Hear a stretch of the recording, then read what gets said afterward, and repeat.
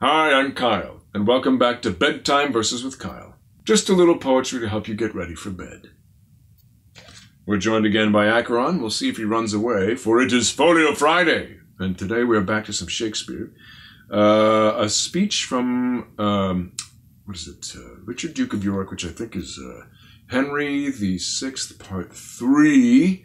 It's one of the histories. They don't get done very much because it's kind of like inside baseball, although there's some great stuff in it. So anyway, Richard Duke of York, Act 2, Act 1, Scene 4, is basically taken and is going to be executed.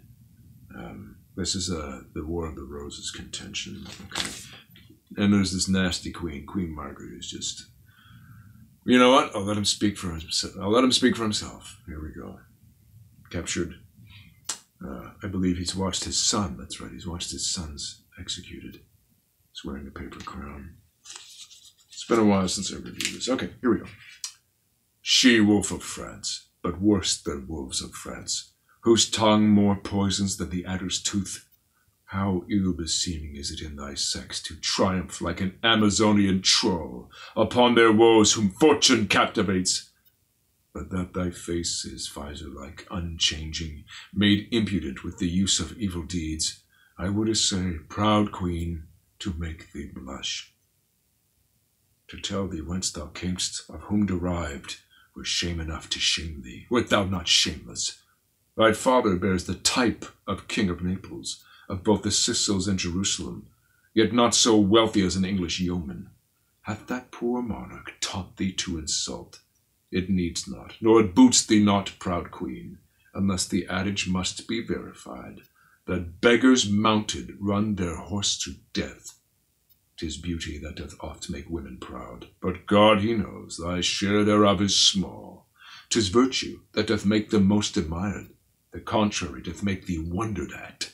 'Tis government that makes them seem divine, the want thereof makes thee abominable. Thou art as opposite to every good as the antipodes are unto us, or as the south to the septentrion.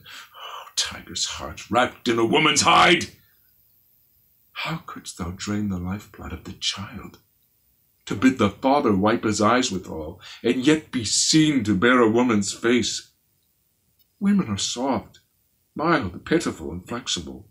Thou, stern, obdurate, flinty, rough, remorseless. Bidst thou me rage? Why now thou hast thy wish, wouldst have me weep. Why now thou hast thy will, for raging wind blows up incessant showers, and when the rage allays, the rain begins. These tears are my sweet Rutland's obsequies, and every drop cries vengeance for his death against thee, foul Clifford, and thee, false Frenchwoman. That face of his the hungry cannibals would not have touched, would not have stained with blood. But you are more inhuman, more inexorable, oh, 10 times more than tigers of Hyrcania. See, ruthless queen, a hapless father's tears. This cloth thou dipp'st in blood of my sweet boy, and I with tears to wash the blood away. Keep thou the napkin, and go boast of this. And if thou tell'st the heavy story right, upon my soul the hearers will shed tears. Yea, even my foes will shed fast-falling tears, and say, Alas! It was a piteous deed. There, take the crown, and with the crown my curse. And in thy need such comfort come to thee as now I reap at thy too cruel hand. Hard-hearted Clifford, take me from the world, my soul to heaven, my blood upon your heads. Open thy gate of mercy, gracious God. My soul flies through these wounds to seek out thee. And he's killed. Yes, they executed his son Rutland, that's right. That's a great speech. Yes.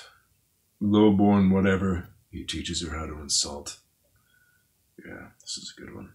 Let's leave it there, on that happy note. Thank you for joining me for Bedtime Verses with Kyle.